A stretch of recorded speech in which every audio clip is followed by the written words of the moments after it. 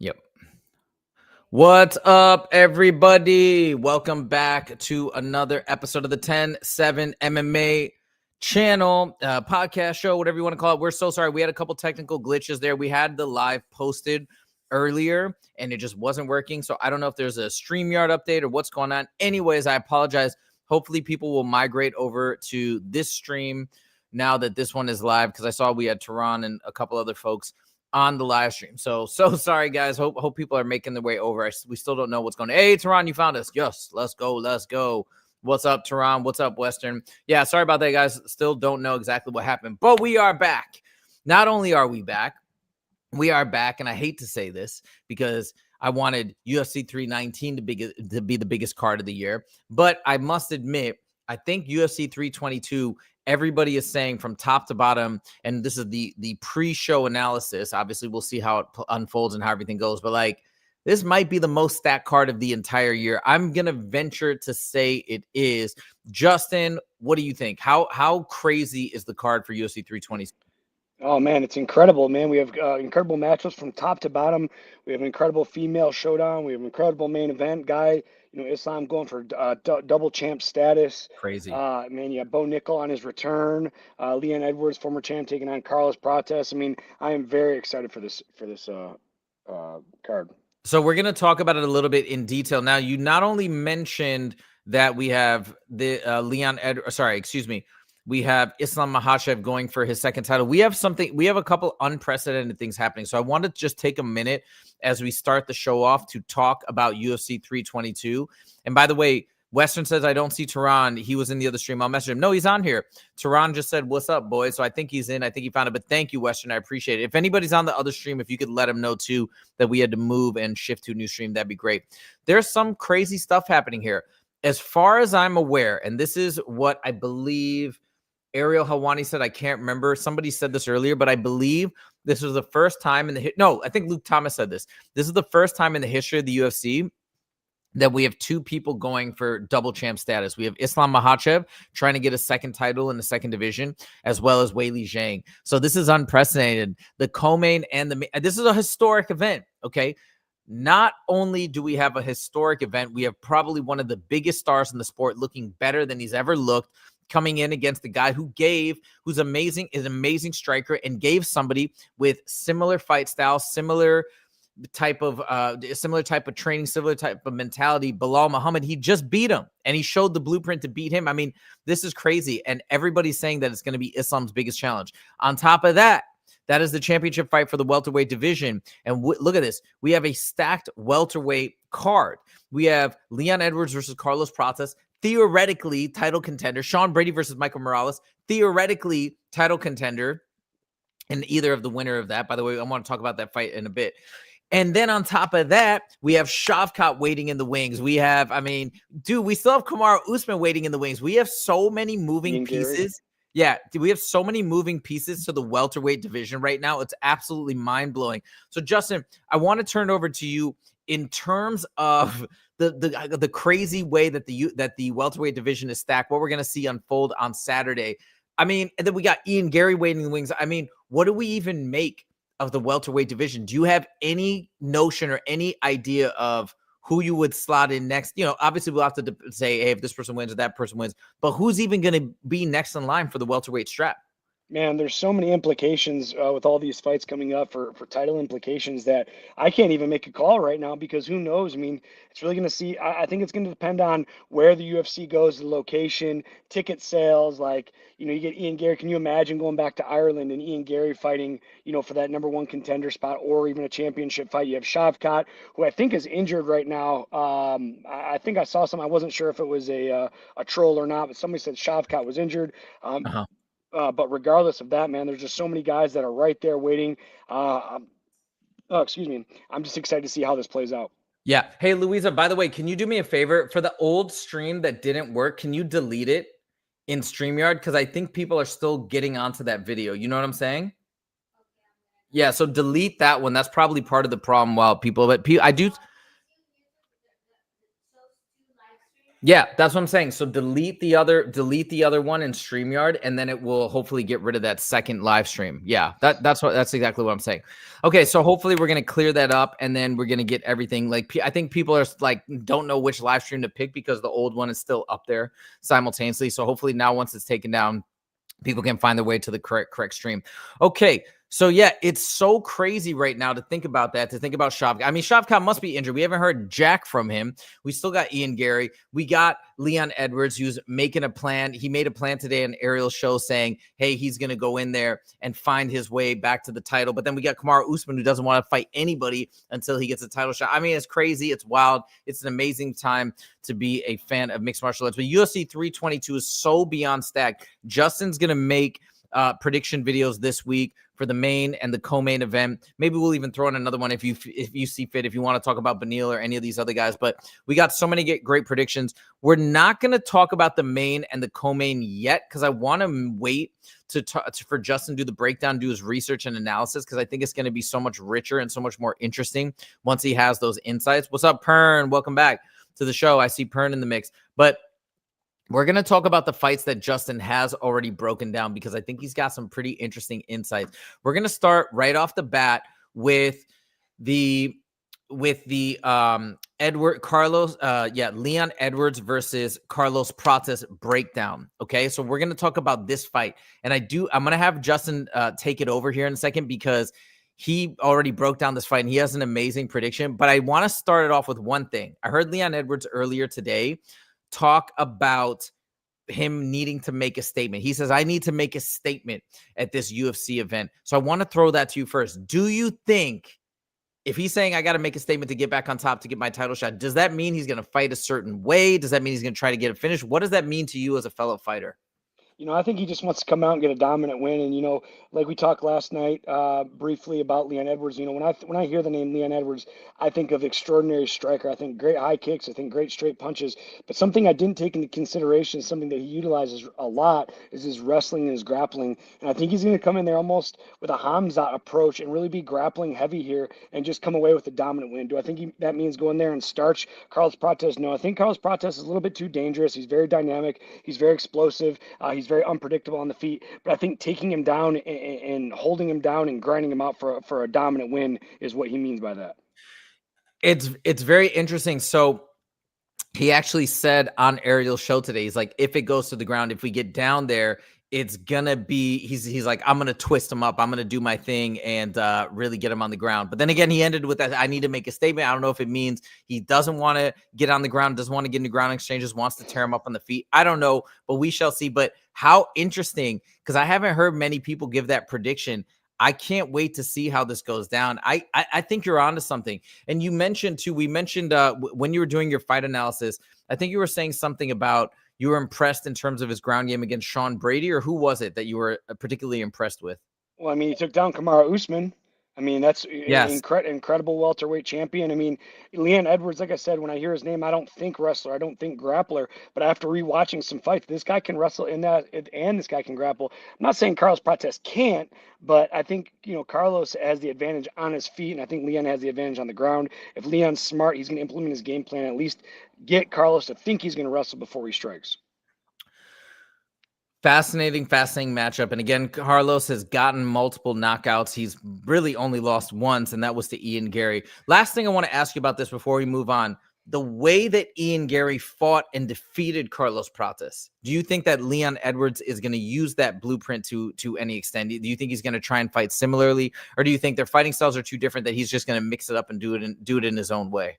I mean, I think he's going to do it in his own way, but I mean, he is going to, like I said, I really think, and at least early on, I want to see a heavily grappling approach. Get Carlos Prates, because here's the thing, Carlos Prates spins a lot. He has those dynamic spinning elbows and stuff, and I just think Leon Edwards, by threatening the grappling, by threatening the wrestling, will keep Carlos from spinning, because if Carlos goes to spins and Leon shoots at the same time, he gets on his back. I mean, it could be a long round for Carlos Prates. And keep in mind that I believe this is only a 3-round fight.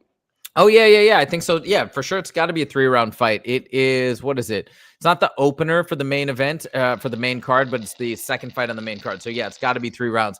Dude, I can't wait to see this. Leon Edwards prides himself on being a well-rounded mixed martial artist. He did take down Kamaru Usman, as you mentioned. He shows good grappling. He shows good ground game, good top control leg. I'm very, very excited. And I want to see that wrestling heavy strategy. I think that would make a statement. I think that would be amazing. I'm picking Leon Edwards. You've convinced me. I was actually picking Carlos Prates first. I changed my pick too. I was taking Protest by knockout because again, I think Leon is a great technical striker. He has great straight punches. He has great high kicks. He switches the stance. He goes back and forth. But I didn't take in consideration how good his wrestling is, how good his grappling is, and as a true full mixed martial artist, I think that's what he has to do to win. Now, something else I found out about Carlos Prates, at the beginning of his career, he wasn't very good. Like he almost was a 500 fighter till he went on this long streak. So something turned around, and maybe it was matchups, maybe it was his just maturity as a fighter. But I just think Leon Edwards is going to be the more complete MMA fighter coming into this fight. He's still relatively young. I think you made the comparison. He's 34 versus Prates is 32. I believe it was something like that. Like he's still right in the midst of his prime. Maybe not even fully at his prime yet with the way he takes care of himself and whatnot. So yeah, it's very cool. Tehran says, I believe Edwards is about to prove the naysayers wrong this Saturday. Yeah, me and Justin were talking about it. It's like, the naysayers, he's had 2 losses in a row. Look at the guys he fought. He fought 2 crazy grapplers back to back, Bilal Muhammad, and then he fought Sean Brady. Like those are very, very tough matchups and fighters at the highest level. So I mean, it is what it is. And then again, Prates lost to Ian Gary. Ian Gary's amazing, by the way. No slouch there. But I think Edwards too is at that higher level. So I feel like he's gonna pull it off. Tehran's got Edwards as well. He says, Pern once again says hello. What's up, Pern? And Matthew says, what's up, everybody? Matthew, welcome back to the show. Hopefully this is working out for you guys. By the way, StreamYard has a new feature, I guess, that we tried out today, but it's providing it via the portrait and the vertical mode. So I think I can see the people that are on the vertical mode, like Tehran. There's a little icon, Western. I hope it's okay. Louisa has been posting in the chat the link to go to the regular to the horizontal version, if that's what you want to go back to, so you can see the messages from Luisa de Leon. And so you can just click that link if you want to go to the regular viewing version. But it is what it is. We're trying it out. StreamYard says it's recommended to do the simultaneous stream at 2 at a time. So we're rolling with it. And you still have 2 chats open. Oh, shoot. Okay, I thought we deleted the other stream, but maybe it's a little bit of a glitch. Yeah, it was crazy. When we opened the StreamYard the first time, it kept saying the video was deleted from YouTube. I don't know why. I think it's just a glitch because we do it the same way every time, but that's the story, and it is what it is. Sorry about that, guys. Sorry, but thank you, Western, for letting us know, but I don't know if we can fix anything right now. Let's move on to topic number 3, because this is all about another fight that Justin broke down. It's actually gotten quite a bit of views relative to our subscriber base and whatnot in terms of this breakdown video. And I have to believe people are pretty excited, interested, curious about this fight, sometimes for the right reasons, sometimes for the wrong reasons, as Bo Nickal has a crazy amount of haters. Before we even talk about the matchup, I'm curious to watch Bo Nickal. I want to watch him. I don't hate the guy. I can see, I wasn't a fan of him talking about Hamzat. I thought that was a little, but that's the delusion that sometimes people have, and sometimes you need to get out there and talk it up and feel confident. But anyways, like what's your opinion about Bo Nickal? I like Bo Nickal, man. I mean, I hate people like, oh, well, I mean, even like you say, like Hamzat, was he even supposed to say like, oh, Hamzat would kill me? No, Right. he has to have that. He has to have that confidence. He can't come in there and say somebody else in his division is better than him. No, I mean, fighters in general, nobody. I don't know. I think it's a bad take to say, especially when you have the wrestling credentials Bo Nickal has. I like Bo Nickal. He's a all-star American wrestler. It's hard for me to root against an American wrestler being from my wrestling roots. And he's so good, and he's got such skill. I mean, we're so excited about Gable Stevenson again. Like, obviously, maybe he's a different level. I don't know. Maybe they're close to each other, I guess. But you said if you felt like he's a substantially better athlete, better striker, whatnot. But either way, Bo Nickal coming in with these credentials, this type of wrestling, this type of ability, this type of grit, like, I like it. It's exciting to me. He's a prospect. He's got a lot of heat behind him. So I'm stoked. Now, Tehran right off the bat. Tehran knows his stuff, so we got to give him some deference here. But he says, I believe Bo Pickle is going to lose. Tell Tehran why he's wrong, because you're going the other way. I got to go with Bo Nickal. And, I don't know anything about Rodolfo coming into this fight very much until I watch some of his fights. He's 36 years old. He's 6-3 in the UFC, and there's just no value behind Rodolfo winning this fight. There's a ton of value behind Bo Nickal winning this fight. Bo Nickal being 7-1 overall. coming into this matchup. Now, Rodolfo and Bo Nickal have a very similar wrestling style. What I mean by that is, Bo Nickal, from the footage I've watched, he changes his stance southpaw to orthodox, and his shot is relatively it's pretty predictable, to be honest. But as Rodolfo's is even more. Bo Nickal, if he's in a southpaw stance, he's going to throw a big overhand left, shoot to his double. If he's in an orthodox stance, he's going to throw an overhand right and shoot to his double. Rodolfo, in the same sense, doesn't throw any punches. He just dives in for his double. Now, if he feels that he can't get the double leg, he's very content with grabbing a single leg and pulling guys on top of him. I think that Rodolfo is going to be the better grappler. But when we look at it like this, we just had a matchup like this where we had RDR. Who did RDR just lose to with the short notice? What's his name? Oh my God. He subbed in for Fluffy. No, okay, I got to look it up. Dang it, I can't remember. Hold on. RDR. Regardless, I think this is a similar matchup in the sense with RDR being the more dynamic grappler. Brendan Allen, that's right. RDR being more the dynamic grappler, but Brendan Allen being top heavy. I think that's going to be a similar pick with Bo Nickal here. I think Bo Nickal's the better wrestler. I think he's the better striker, which doesn't say much. But I think once he gets on top, his top pressure is just going to negate all Rodolfo's all his submission attempts. Do you think it's going to be quick? Do you think it's going to go the distance? What are your thoughts? I think it's going to be a boring grappling decision. Okay, fair enough. I'd like to see Bo Nickal win. I want to see him go higher up to the top. And the fact that he's got this negative energy around him, that people are disliking him, I think is great. I think he should lean into it. I know he probably doesn't want to. I don't think that's his nature, but it happened. It just kind of has happened. There's been a lot of negativity surrounding him. People want to see him lose, I guess. People want to see him fail, it seems like. I say embrace it and just roll up, do his thing, and be like, yo, you guys want to see me lose? I guess you're going to have to tune back in. It didn't happen this time. We'll see if it happens next time. So I like it. And kind of, I think what you're saying as well is you feel like the UFC is giving him a matchup that is relatively favorable to him, because I think you mentioned this to me as well last night. Vieira is his path to victory is he's got to engage in the grappling. So he's going to go into Bo Nickal's. He's got to go into Bo Nickal's bread and butter, into his world, which is going to lay it up nicely for Bo Nickal. That's what you're saying, right? My fear is, like when Bo Nickal fought Paul Craig and I rewatched that fight, like Bo Nickal was afraid to grapple with Paul Craig, I think, because once he got him on the ground, he probably was a little worried about his submission game. I'm worried Bo Nickal is going to be afraid in that sense. But as we talked about after the RDR fight, Bo Nickal has to use his strength, and his strength is his wrestling, and his strength is his top pressure. And if he is afraid to take Rodolfo down in this fight, I can see this being a very boring stand-up decision. Let me ask you a general question about grappling and like the differences between jiu-jitsu and wrestling in particular. So would you, but this is a very general question, and obviously Bo Nickal's a superior, like an amazing athlete, probably capable of learning things on the fly very quickly. But in general, is it easier to come from a super strong wrestling base and then to learn and incorporate jiu-jitsu into your great game? Or do you find it generally that the jiu-jitsu guys coming in and trying to learn wrestling technique have an easier time? No, and I have a great answer for this. I think transitioning from wrestling to grappling is 10 times easier, more effective, and more efficient. And I'm gonna tell you why. Here's a great reason why nobody can argue with me on this. Is you take, say, Gordon Ryan, who's one of the best grapplers in the world, and you stick him in the NCAA tournament, he's going to go 0-2, and he's going to be out very, very quick. He'll probably get teched, or he'll get pinned really quick, being comfortable off his back. You take a world-class wrestler like Bo Nickal, and you put him up against Gordon Ryan, which they did do a grappling match. And I'm not saying he can beat Gordon Ryan, but he can compete with Gordon Ryan. And eventually, he did lose the match, but it was a very competitive match. He took Gordon Ryan's back. He souped him on his head. It was very competitive. High-level grapplers cannot compete with high-level wrestlers in wrestling, but high-level wrestlers can compete with high-level grapplers in grappling, if that makes sense.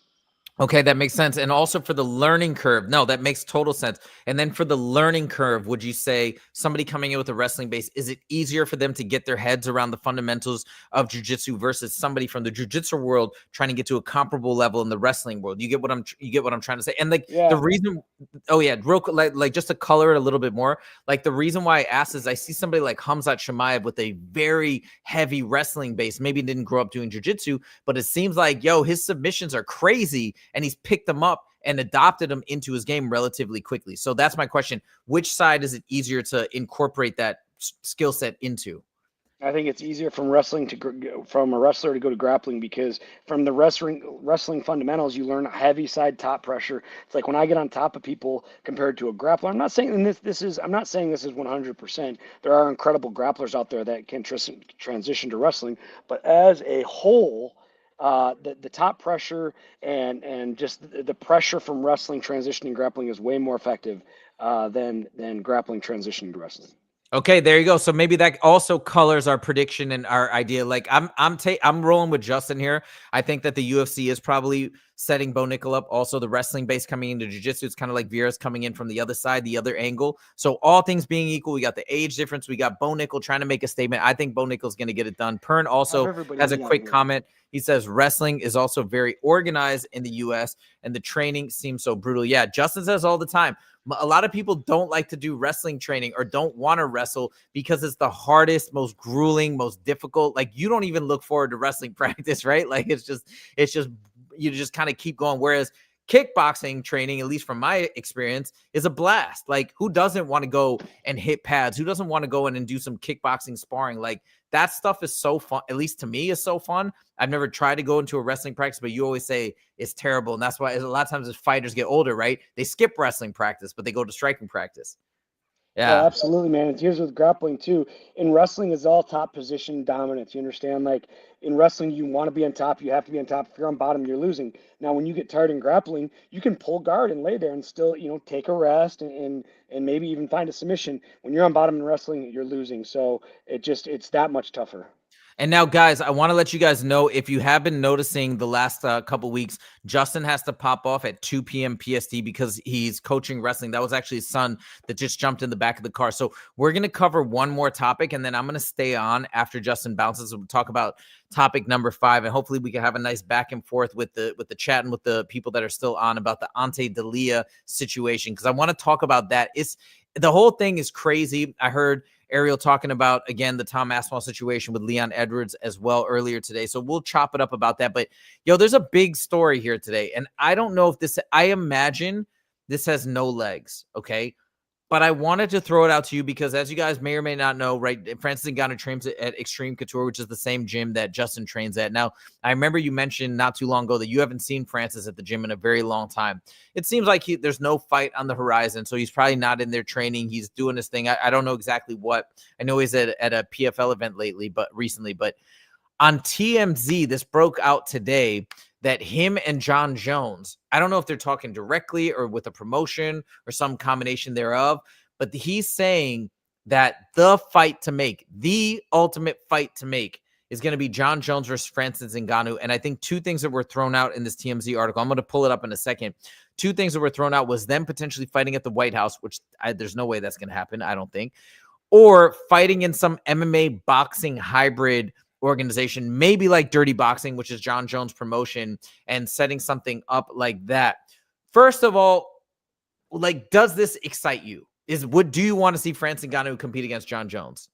I mean, if Francis wants to, yeah, that'll excite me. But it's Francis is my teammate. I have so much respect for him, everything he's done in the sport. Whatever he wants to do or whatever he decides to do, I support fully. And I'd love to see him back in action. But if he wants to stay out of the ring, I'm totally fine with that as well. Okay, so what we're gonna do, and Justin, I know you got to make your way to wrestling practice, and we can let you go in a second. Real quick, we got a couple of comments here. MGal4 Production says, what do y'all think about Benny and Benoit? I think that fight is unreal. I think it's going to be nonstop action. I really am a fan of Benoit Saint Denis, but you can't go against Beneil, man. Beneil is just too likable. He's too great of a role model. You got to root for Beneil. Plus, he's got a great fight style. He's fun, man. He comes out to bang. I thought his last fight against Moicano was awesome. I was actually there live and I saw it, dude. I love that fight. This main card is insanity. It's insane. The level of the fights, the implications, the stakes, everything is incredible. MGal4 Productions also says Prates is going to find the KO on Rocky. I mean, that could happen. I'm going with Justin's take though. He's going to take, I think Rocky's going to take him to the ground and do his thing. Pern says, I wanted Francis versus Jones, and we'll write it to Justin. You can jump off and then I'll play the video for everybody for Francis and John. I wanted Francis versus Jon Jones so bad when it was kind of possible. Now I don't want any of them are actually doing. Is Francis training boxing, doing nothing right now? Yeah, I don't know. I will be honest. I have less of an interest in Francis versus Jon Jones. It's just faded to me. It's not as exciting to me anymore. Francis kind of had his fray into boxing. Like, I don't know. I'm not as hungry for it. I love Jon Jones versus Alex Pereira. That's the fight that needs to get made. I love that fight. There's nothing better. At what Alex Pereira did last time to Ankalaev, he beat his kryptonite. Everybody thought he was going to lose, and he dominated. Dude, that's it. There's nothing more that needs to be said, in my humble opinion. Jones versus Alex soon. Let's go. Western says Benoit's going to handle BSD. Let's go. I mean, it's a tough fight. It's a great fight, but it's a tough fight. Toronto also got Dariush. Let's go. Let's go. Gable smashed that dude in dirty boxing, dog. We've been talking about that. Gable is the future. He is the future, man. He is the best. Toronto says, I feel Dariush is better everywhere. Yeah, he might be. But BSD, dude, that pressure that he brings, and BSD is no slouch either, but I don't know. Last but not least, I would love to see Jones versus Derek Lewis. What? Why? Why do you want to see Jon Jones versus Derek Lewis? I feel like I feel like Jon Jones will smash him, dude. Take him to the ground and just annihilate him with elbows. I'd still love to see Francis versus Jones. I think Alex is going to lose badly to Jones. I don't know. I mean, yeah, maybe. I mean, I think that's what most people assume, but everybody thought that about Ankalaev. I mean, I don't know. I don't know. I think it's dope. And if Jon Jones does beat Alex Pereira, it's still awesome because it's GOAT versus GOAT. I'm sorry, the Tom Aspinall fight is not compelling anymore. I don't want to see Jon Jones fight Tom Aspinall. After that last showing, it's not interesting. I want to see GOAT versus GOAT for the GOAT face-off. That's my 2 cents. What do you think? Man, there's just so many things that can go. I personally just don't want to see Jon Jones. I'm saying about. Oh, I think we lost Justin because it's about time anyways. He's got to go to his wrestling practice. But guys, okay, wait. We got Justin back here. Hold on. Justin, we lost you for a second. I think it's glitching. All right, Justin, I'm going to let you go because I think you got to go for practice, okay? So go do your thing, and I will see you next time. I'll finish out the show solo. Thanks. Hey, how was the volume with the other headphones? It's good. It's very good. Headphones? Very good. Very good. Today was good. All right, cool, guys. I appreciate you. I coach high school wrestling, so I got to go. I'll see you guys. Peace, Justin. Thank you. Okay, now we got some clarification from Tehran. He was joking with Derek Lewis versus Jon Jones. I should have known as much, but that makes more sense. Pereira versus Jones is a great fight. Dude, it's amazing. Come on. It's incredible. Okay, now let's hear what Francis Ngannou had to say about this fight. We're going to listen to this quick little clip from TMZ. I don't know. I don't think it's got Ngannou fighting at the White House will never happen. That's a crazy idea. Mark my words. There's too much animosity between Dana White and Francis Ngannou. I just don't think it's going to fly. That's my 2 cents, unless Trump, President Trump can sway Dana otherwise, but I don't think it's going to happen. Let's listen to this interview. Check it out. I'm waiting for the PFL these days. I think by mid-November, they will tell me exactly where we are at. But so far, nothing. Basically now on MMA. What did you think? Even though I'm quite in shape. You always look like you're in shape. What did you think of sometimes I'm not such in shape. The title you never lost, the UFC heavyweight championship. What'd you think of the Aspinall Cyril Gane, the eye poke heard around the world? Yeah, I think that eye poke makes a lot of news more than a fight itself. More than the announcement of the fight. And I'm probably slightly I've also been focusing on what I call eye poke gate on repeat over the weekend. We're going to talk about eye poke gate too, because it's getting crazier with things that Ante Delija did over the weekend. But anyways, I digress. It was a very controversial feeling. And I understand that there was a lot of frustration basically on the fan side that was so excited to see the outcome. But there was definitely an eye poke and a compromised vision from Tom. So I think for the normal decision in that position is not to fight, because the eye poke is not like, you get kicked in the ball and then you can recover and come back. It's not like a pain. It's like it compromise your vision. And if you're doing a combat sport with a compromised vision, it's not good at all, because even though sometimes your vision is up 100% and then you still don't see anything. What if your vision is compromised? Then if you keep doing and then maybe because of that, something happened, you lose the fight. The same people will tell how stupid you were, you should have stopped, you should have blah, blah, blah. So I think it's just a frustration, explaining their frustration, but although there was a eye poke that should be respected, you know. I think it's a really good perspective. Let me just clarify my stance before we go on, because I've been trying to look at it through the lens of not me as a person, but through the lens of other fighters, like what other fighters are saying. It's kind of like, I just thought of this analogy the other day. So I have a tutoring business. I do a ton of tutoring for standardized tests, for math problems, whatever. And it'd be the same way where if I was doing a live stream, right, on my YouTube channel, and I basically got a problem that like 99% of people couldn't solve, and they said, hey, this guy wasn't able to solve that problem, but most people can't do it. So, like, we have to understand, obviously, it's so difficult to solve these math problems. He couldn't do it. Most people couldn't, whatever. But that's not the right way to view it. You'd have to view it from somebody else in the tutoring game who's got a YouTube channel or whatnot, who studies these problems. That's the way you have to look at it. How would they feel? Oh, no, but if you're a professional at our level, you definitely should have done it. You should have been able to crack it. Otherwise, why is he trying to teach at that level, etc.?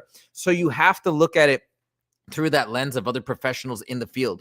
I've been trying to listen to what other fighters have been saying with this whole eye poke gate. I'm going on a little bit of an aside here, but the point is, I've been trying to do that and listen to what other fighters have to say about eye poke gate and what they would have done. And most people seem to be saying, at least from my understanding, that they would have tried to fight through to the title fight. Everybody's waiting for the fight. Like, they don't want to let the company down. They would have fought compromise.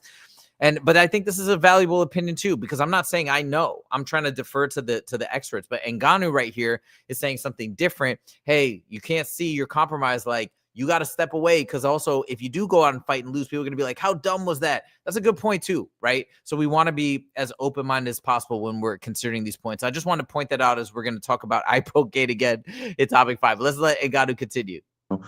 Non-intentional, of course, but there was an eye poke that definitely causes damage and affected vision. Do we need to see that again? Is that a fight we have to see? Because now you see all the talk about Jon Jones coming back to fight Alex Pereira. It seems like Tom Aspinall is going through what you're going through, what you went through, where people don't want to fight him. At least Cyril will fight him. It's not like people don't want to fight him. I think the problem that he has right now, let's say after the Cyril fight, who would have a fight in the top 5? Maybe there's not many, and those who are there is probably people that he has fought already. So it's quite a difficult position for him as well. So he wasn't. This fight didn't make any difference. At least after this, that fight will still happen, but. If this fight would have go until the end, and doesn't matter the result, he might have to go back and fight the same people that he has fought again, or go all the way back down, go farther down again to have an opponent. As a fan, does Jon Jones, Alex Pereira interest you to see that fight? Every fight is interesting. At which level, it interests me for sure. But not that such excited for me. Yeah, if they are fighting, I definitely gonna turn on my clock to watch that fight. But it's not like, wow, okay, this is the fight, Which is a bigger fight? Hold on. I gotta chime in here. Like, obviously he's biased because he walked away as the title holder, but how is that not a compelling fight? Guys, chime in. Let me know what your thoughts are. And by the way, if you guys could like the stream as well right now, I'd really appreciate it. But chime in. Am I crazy? Jon Jones versus Alex Pereira is amazing to me. Yes, I get it. People think Jon Jones is going to be favored because of the grappling advantage, but Alex Pereira is so crazy on the feet. People thought Big Ankh was gonna smother Pereira, and that didn't happen. In fact, Pereira marched him down, charged him, smashed him on the feet, and went to a brutal ground and pound with 12-6 elbows and got the job done. I mean, dude, why can't something like that potentially happen with Jon Jones? Ankalaev is a fighter at the highest level. Okay, fine. Jon Jones maybe a notch above, but like, why? Am I crazy? Okay, so Tehran, you said you wouldn't mind it. Wouldn't mind it. Okay, maybe I'm a little delusional here. Maybe I'm standing on an island by myself, but I love Jon Jones versus Alex Pereira. What a fight. Western says, I do not want to see Gon get the rematch. That doesn't make any sense to me. Gon cheats in every fight. You know, Justin did a breakdown of Gon's fights, and I mean, what you think it's all what when you say he cheats in every fight, you think it's intentional? Again, you have to remember too, when fighters, I'm obviously there's fighters with the heavy Muay Thai stance, Muay Thai background that don't necessarily eye poke, but I do think there's something to be said for you're naturally kind of posting when you throw out when you throw a roundhouse kick. Like it's just part of the technique. You chop down as you wing the kick. So I don't know. I think it's just because of his style. Now, of course, he can make adjustments, but I don't think I don't look at Gon as a cheater, me personally. But Western says, I like Poatan versus Jones, but I only as an opportunity to make money for Poatan. I think Jones would smash him. He might. I mean, but that's also Jones. I think Jones would have smashed Aspinall too. But that's my opinion. Max versus Oliveira. Let's go. That fight's gonna be amazing. Which fight is more exciting to you? Max Holloway versus Charles 2 or Jones versus Alex all day long? Number one, it's a fresh matchup. It's never happened. Number two, these are both two potential GOATs of the sport. We have this would be like Khabib versus GSP when people were talking about that. This is GOAT versus GOAT. And it's kind of two different generations, but not really. They're like the same age. I mean, dude, it's perfect. It's so much better. It's so much better. Come on. As they're both kind of right now at the top. And because of the way that the Aspinall fight with Gon, whether or not it's fair or not, I think nobody wants to see Jones versus Aspinall anymore. I'm just being out, like, that's what I'm seeing, and that's how I feel too.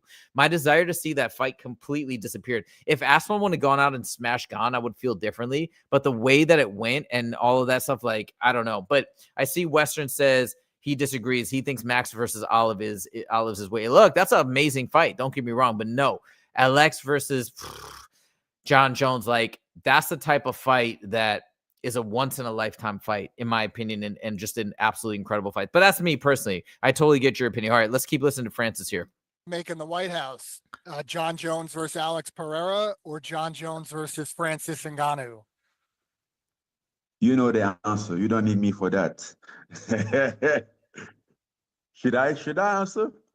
Yeah, I mean, do you really need me to answer, Steve? It seems like that could be a big one, though. If they're looking to put together the biggest card of all time, maybe PFL UFC could figure it out. That would be the fight to make.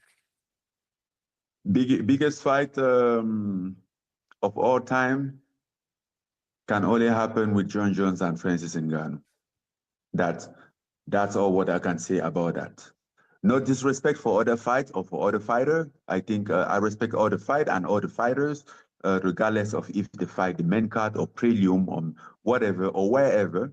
You know, I think great fights still happen everywhere. You know, I became a weight champion in the Apex, so with no crowd. So I respect fight as long as it's a fight.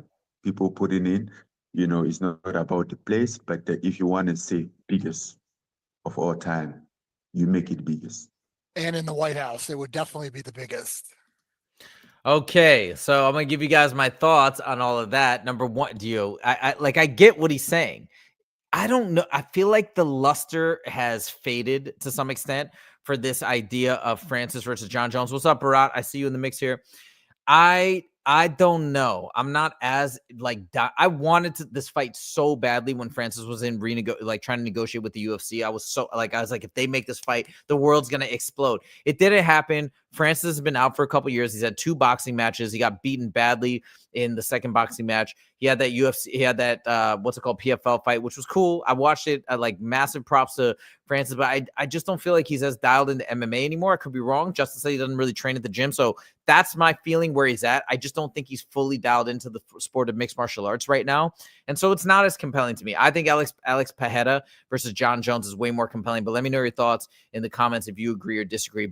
And also, the UFC would never let this happen as a PFL UFC collab. Like, people, be real. That's not good for the brand. Even if it's one good fight, they're not going to do it. On top of that, there's personal issues between Francis and Dana White. That's not going away. So you have dude, there's no way. There's no way they'd give him that platform and that presence. It's going to be the biggest combat sports event of all time, in my opinion. So it's not even a question. It's a cool interview clip.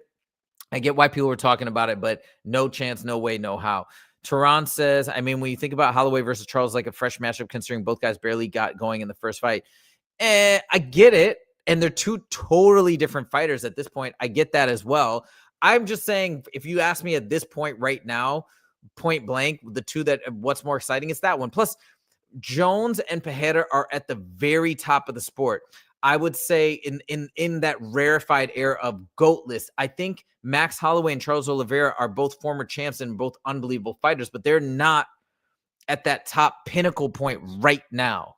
So it's a timing issue that I think the stakes, I literally think if Alex Pereira beats Jon Jones, he will walk away and retire after that fight as the GOAT of mixed martial arts. If Jon Jones beats Alex Pereira, he's already mostly considered the GOAT.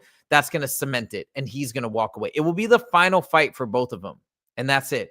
And they're done. Those same stakes don't apply to Oliveira versus Holloway. And again, I'm not debating you guys. I'm just explaining my reasoning, because that's the beauty of the fight game. We can all have our own opinions, and we can all have our own fights that make us the most excited. Barat is back in the mix. Barat says, did Jones smash any of the taller fighters? Not from what I recall. Why would people think Jones will smash Pereira, especially if Pereira anti-wrestle? I mean, that's the thing. It's a question. That's why the fight is compelling. It's interesting. I mean, he beat Gustafsson twice, and Dominic Reyes, people might say, hey, he lost or whatever. Either way, look, on the scorecards, he won. At the worst, you could say it was a very close fight, right? And even if you want to say Dominic Reyes won, it wasn't like he blew him out. It was a close fight. So, I mean, he still did good against Dominic Reyes and won rounds 4 and 5 for whatever that's worth. Jones has no knockout power, basically, and Pereira is a better striker, and on top of that, severe knockout power. That is true, too. So it's going to be that wrestling and that grappling that will give Jon Jones the advantage. Yeah, but where's Pereira's wrestling or anti-grappling game or anti-wrestling game right now? It's probably substantially improved over the last few years. We saw him do his thing against Ankalaev. I think it's compelling. And on top of that, it doesn't even matter because Pereira's done so much in the sport that it's just the amount of credibility that guy has, the amount of fan support and love for him. It's going to be unbelievable. It's going to be unbelievable. Barat says, even Anthony Smith survived 5 rounds, even though he obviously lost.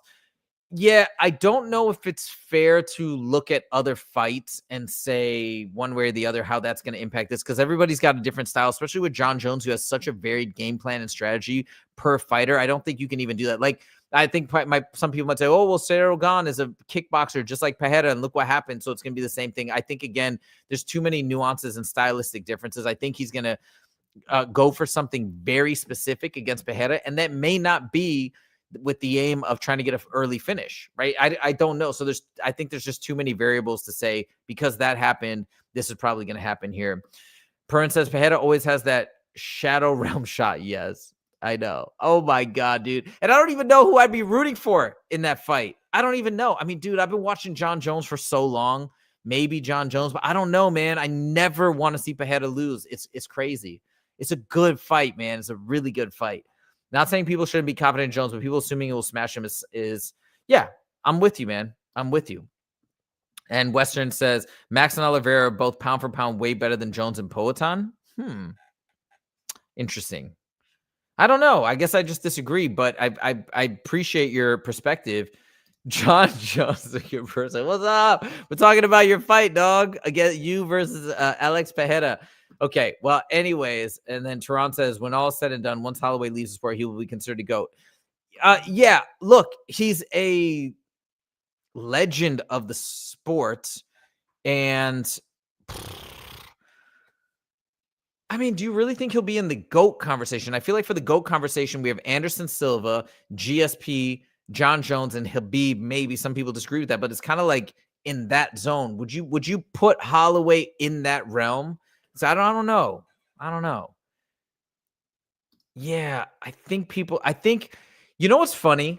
And I don't know if this is like this with you guys, but sometimes I don't even know who I'm rooting for until the fight begins. And then I find myself subconsciously rooting for one fighter. Does that ever happen to you guys? With like, I remember when Dustin Poirier was fighting Justin Gaethje or something like that. Even Max Holloway versus Justin Gaethje. I didn't really know who I was rooting for until it got going. I was like, oh, I'm kind of pulling for this guy. You know, when you're a big fan of both guys, I think it's going to be like that. I'm not really going to know until it begins. Holloway is more exciting fighter than Jones, in my opinion. I mean, I'm not going to disagree with that fully.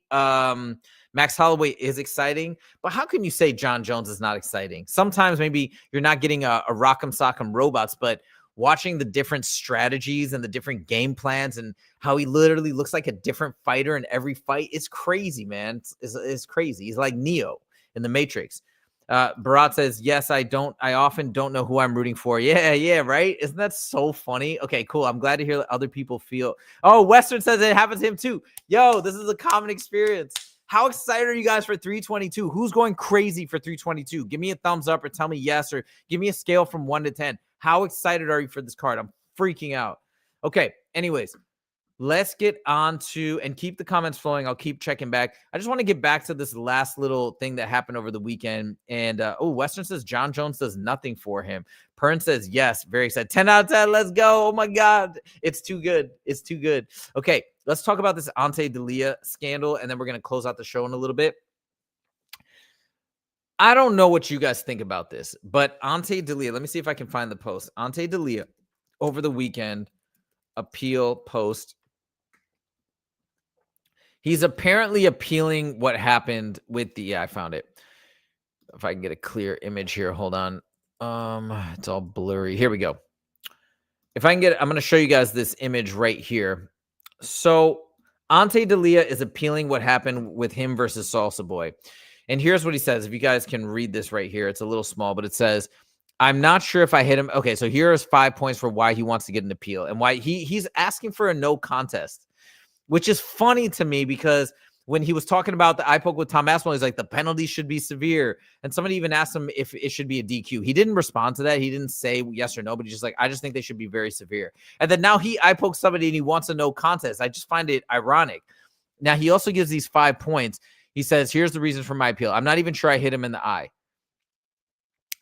I think that's a relevant point to bring up because if he actually didn't poke him in the eye, then that makes sense why you'd want the appeal. However, no ref has said that. They went back. They looked at instant replay. They reviewed it. You clearly see his eye was totally jacked up. I'm talking about Salsa Boy. Salsa Boy's eye was totally jacked up and red in interviews afterwards. Like, he hit him in the eye. Okay. I don't see anybody debating that. But if that was true, that would be the one grounds for a possible appeal, in my opinion, just based on what he said and how harsh of a stance he had against Cyril Gane for the eye poke. Everything else is a moot point, in my opinion. The referee didn't call a timeout. It doesn't matter to me because you said there should be harsh penalties for eye pokes. So you got to stay with that, in my opinion. If that's what you thought before, and then now you're changing your tune because you poked somebody in the eye, no, it's not going to fly. Especially when you laid it on thick and you said, yo, it's easy to not do it. I've done it. I haven't poked anybody in the eye for 33 fights. So yeah, the penalty should be severe. Well, now you did. I think that's not really fair. You're using the sword, the double-edged sword, depending on how it bows for you. I don't think that's fair. So to me, I think this is not cool to even bring that up. My opponent was sitting and resting while the footage was, so what? It doesn't matter. Again, you said there should be harsh penalties for an eye poke. You eye poke somebody, I think. And I think it's incontrovertible. The replay was used after the fight was stopped, which the rules do not allow. Now, I heard people saying this. I still need to investigate this. I don't know, though, because I've seen them look at the instant replay after an eye poke or while somebody is taking a break from the eye poke. So I don't know if that's something that they strictly adhere to, but I would believe that they would not. In fact, after all, that fight was illegally resumed. Again, maybe there's an argument for that, but I don't think there is because the commission swiftly denied this complaint.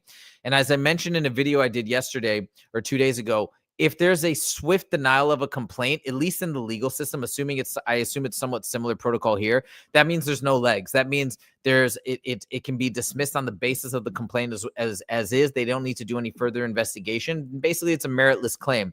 So I think that speaks volumes. I'm just shocked by the fact that he would even try to make that appeal after his strong stance and supporting Tom Aspinall in his decision to stop fighting or whatever. So to me, the whole thing is just messed up. I think it reflects poorly on the whole team, but that's my 2 cents. I'd love to hear your guys' thoughts. We're getting some comments here. Western says the Waldo Delija thing is a tricky one. Tell me more, Western. Why do you feel that way? Tehran says, because I believe Islam JDM is going to be a stand-up battle. I believe Islam can do good standing with JDM, considering he's a better striker than Bilal, way better striker than Bilal, and a way better grappler, in my opinion, than Bilal. That's what I think. I think that they acknowledge that JDM will be the toughest challenge that they've ever had, and I believe that is true. But I think you're going to see something very different than what people expect. I think Islam is a whole nother level. I know if I told you guys this on Friday, I met somebody from JDM's team, not his like actual MMA team, but a brand, a company that they're partnered with, a nutrition brand or something like that. And he said the JDM team is worried that if they know that Islam is a totally different challenge than Bilal. I mean, I felt that from the get-go, but for him to acknowledge that, like, I think that speaks volumes.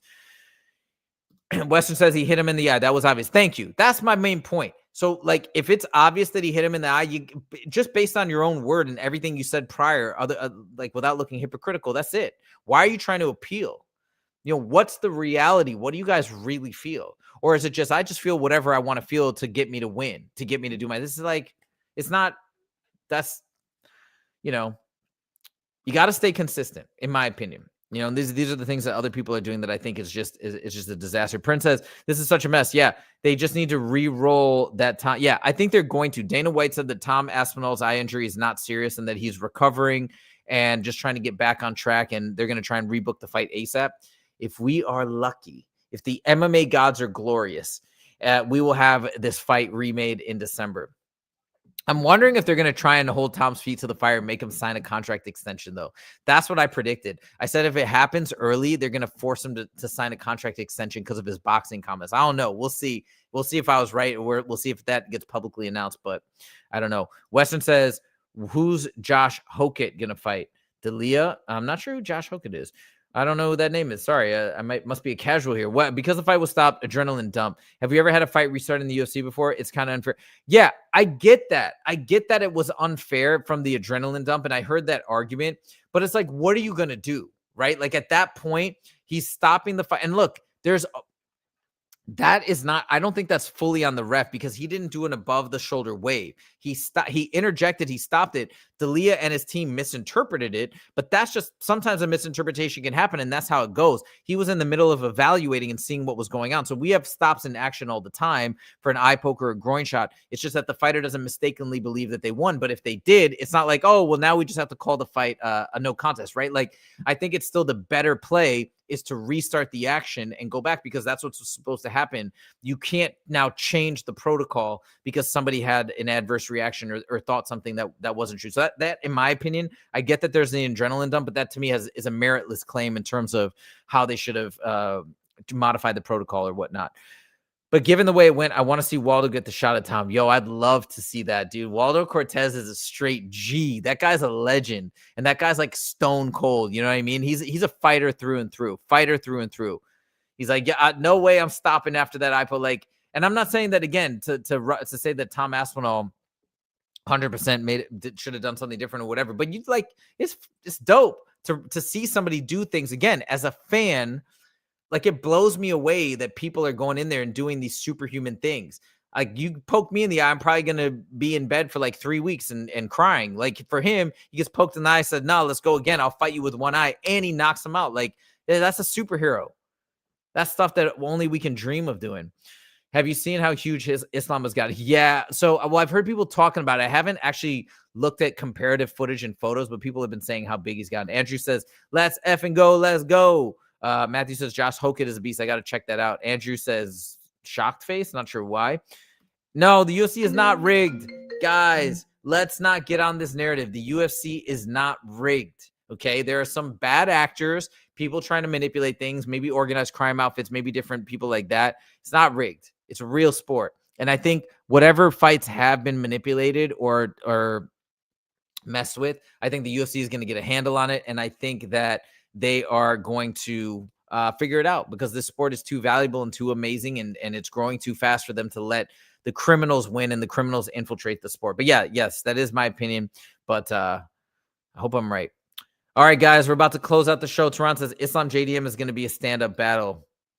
I don't know, man, but that's why the fight's so exciting. I don't know. It's wild.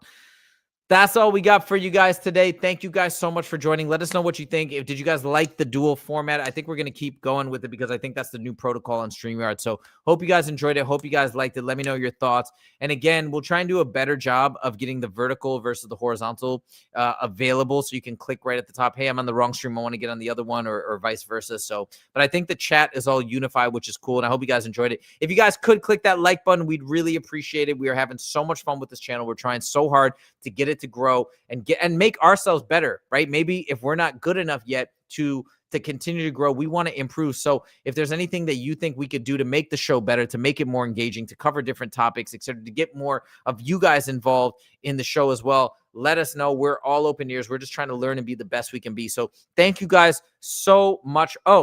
Western says he didn't like the dual format. Okay. Very good feedback. Thank you. All right. We're going to do some more research by Friday and maybe we'll get rid of it. So, and we'll keep you guys posted. So thank you guys so much for joining. Oh, the chat is divided. Okay. Well, thank you for letting me know, Western. All right. We're going to figure it out next week. Thank you guys so much for joining. Hey, Free Slip is here. Okay. That's a cool name. What's up? Welcome to the show, but we're just closing out. You can watch it on replay. Thank you guys so much for joining. We really appreciate it. I feel like we're building such a great community of MMA fans that love to talk shop and see what's going down. 322, one of the biggest fight cards of all time. Amazing fight card. Probably the best fight card of the year. I just got to be honest. And we shall see you guys next time. Western says he'll be speaking to my manager. All right. Sounds good. And we got some fun emojis coming in from Free, from Andrew. What's up, guys? Thank you so much. All right. And we will see you guys in the next episode. Take it easy.